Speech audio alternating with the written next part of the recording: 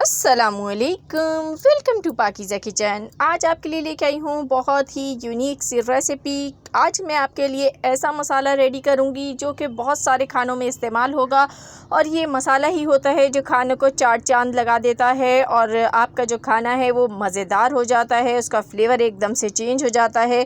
तो ऐसा मसाला आज आपके साथ शेयर करूँगी जिसे आप अपने हर खाने में डाल सकेंगे।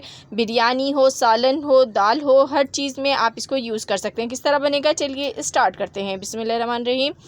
तो इसके लिए सबसे पहले आपको सौंफ दरकार होगी। तो यहाँ पे मैंने 1 चम्मच सौंफ ली है। साथ ही अब इसमें साबुत धनिया डालेंगे 2 खाने के चम्मच।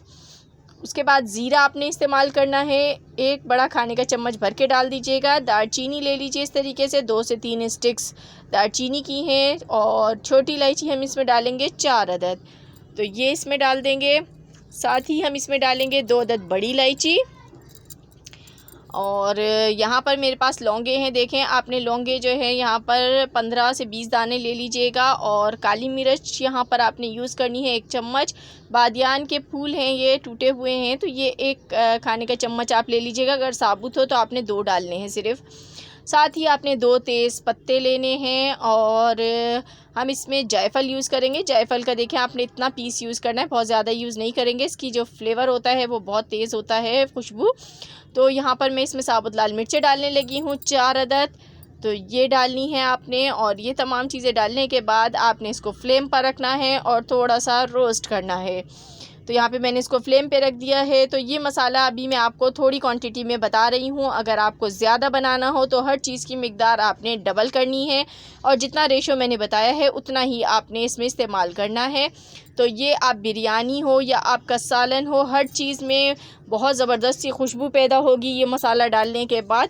तो अच्छी तरीके से इसको आपने रोस्ट करना है 2 से 3 मिनट तक और उसके बाद आपने इसको ग्राइंडर जार में डाल के इसका पाउडर बना लेना है। पाउडर फॉर्म में बना के आप इसको स्टोर कर सकते हैं, ये ख़राब बिल्कुल भी नहीं होता है। तो एयर टाइट जार में आपने इसको रखना है ताकि जो इसकी खुशबू है वो बरकरार रहे। अगर आप इसे खुला रख देंगे तो इसकी खुशबू जो है वो उड़ जाएगी।